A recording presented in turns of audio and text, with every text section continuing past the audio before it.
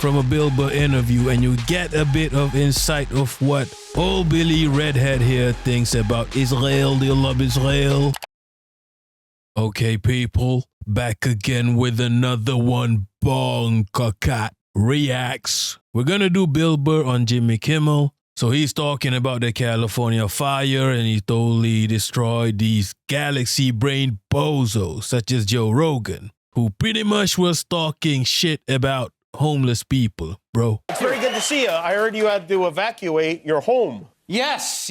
Like most people, I had to. I got lucky, you know, the winds moved, but, you know, the fire was coming and all that stuff. So I feel lucky. Are you guys back in? And I think everybody did a great job. Yeah. Unlike the internet, you know? Yeah, right. I know. It's right.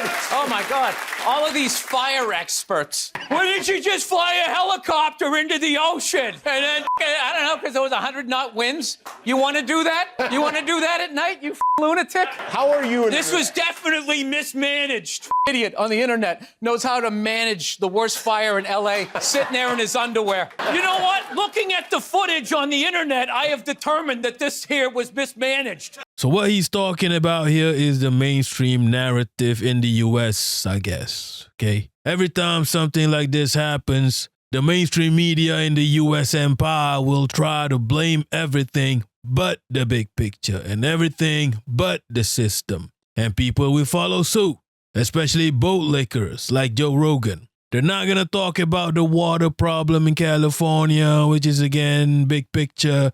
It involves billionaires, and nobody really wants to talk shit about billionaires in the mainstream, except Bill Burr, apparently. They're not going to talk about climate change because, again, that's big picture that requires systemic change, which I don't know, the U.S. empire just doesn't like doing. And also, you know, there's a lot of conspiracy theorists on, you know, in the U.S. empire. And I guess they don't believe in climate change, even if they can see it with their own eyes. And someone actually left a comment on our earlier video about the fire, which I found really interesting. So Bluebell said, things to keep in mind about the fires in California, the drought and the 100 miles per hour winds are the result of climate change, and it will get worse. I left California after the house I built with my own two hands burnt to the ground 10 years ago. Life there is not sustainable anymore. California is returning to the desert it was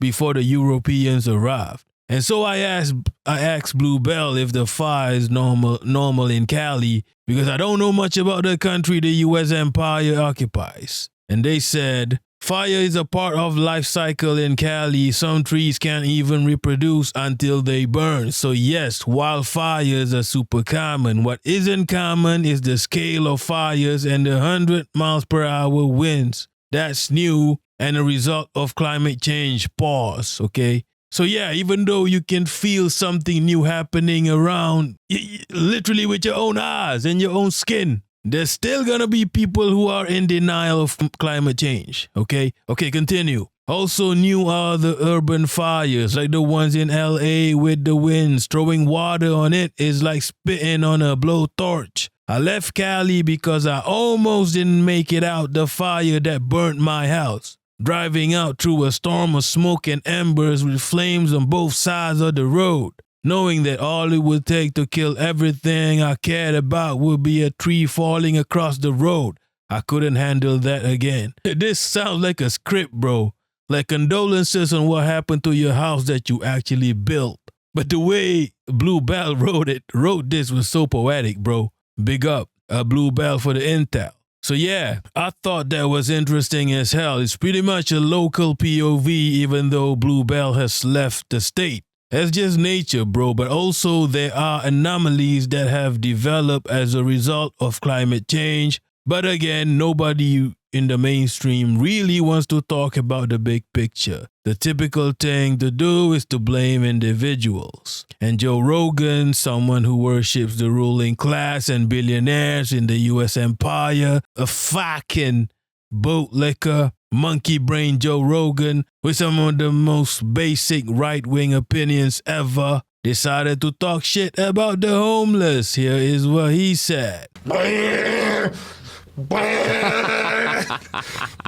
Nah, I'm just fucking with you, okay? This is the real clip. This is a whiny liberal. It's fucking climate change. Wake up. No, it's arson, you fucking idiots. Trying to get rid of the homeless for a while. Bro, the homeless are doing it. Well, they're flammable. Everyone is, but they're more inclined to use fire to get their anger out. Yeah, That's true. Yeah, Freebase. Huberman actually caught people lighting things on fire. He filmed it. He put it up on his Instagram. Really? Yeah. In the middle of the firestorm, people were lighting things on fire to contribute to the fire. wow. You've got losers. Whoa. You have 100,000 losers that are just camping on your street. Bro, he really called the homeless people a bunch of losers. How disconnected are you from actual human beings?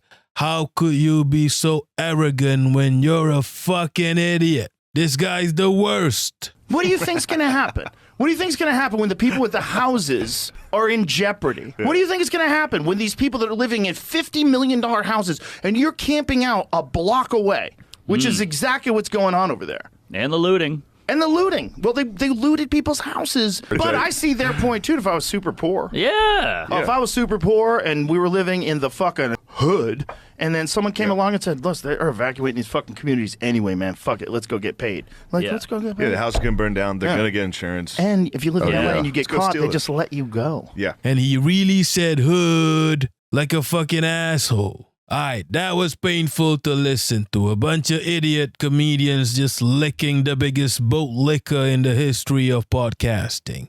They're so afraid to check him. He's like the, Taiko. I mean, in Asia, we call it Taiko. Big brother, I guess. So his stupidity just keeps growing bigger and bigger unchecked.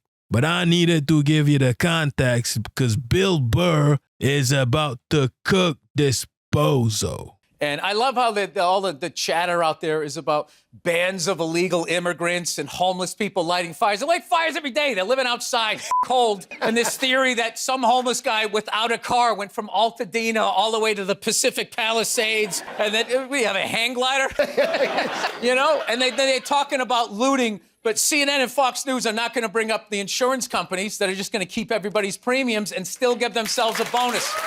Yes. Free Luigi! I love how they acted surprised. Why did that happen? I have no idea. He wrote on the bullets why it happened. Oh, we're back to Luigi. Okay, yeah. I never left Luigi. How is Bill Burr, the father, the husband, in an emergency situation? Oh, yeah.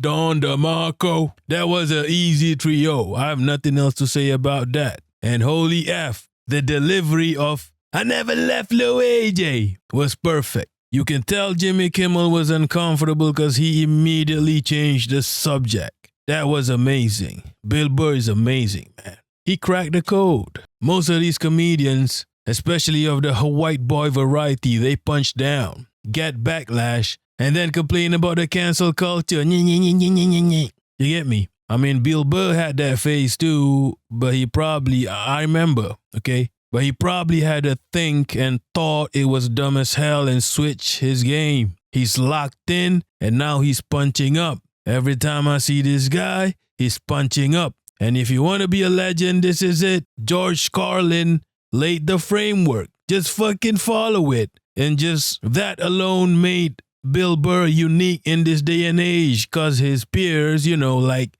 Joe Rogan and them and there, they can't keep up because they're just a bunch of boat lickers, punching down, calling homeless people losers, being condescending as hell, and then whining at any pinch of backlash. Fuck out of here. And I want to end with something from one of my favorite left-wing coded channels, The Rational National. He's reading an excerpt from a Bill Burr interview, and you get a bit of insight of what old Billy Redhead here thinks about Israel. Do you love Israel? So he says, I'm just saying we need to come up with a way to solve our differences without dropping bombs on children. I don't think anybody would have a problem with that. So, he claims it's apolitical. Bill Burr tries to hit both sides. He tries to, you could argue, be apolitical, but everything is political. That's the reality of the world. So it's good to see that, he's against dropping bombs on children. I know it's sort of a low bar here, but it's a bar that not many people with the kind of platform he has been willing to even discuss. Yeah, it's simple, but that's what Bill Burr does. He squeezes something complex, dismantles it, reorganizes it, and presents it in the most easily understandable format that everybody from all walks of life can understand, which is a high-level skill. Big up the ginger, okay? Now, let's not get into deep. If you want to do a deep dive on gingers, we're going to have to do another session, okay? Thanks for watching. That's all for now. Peace.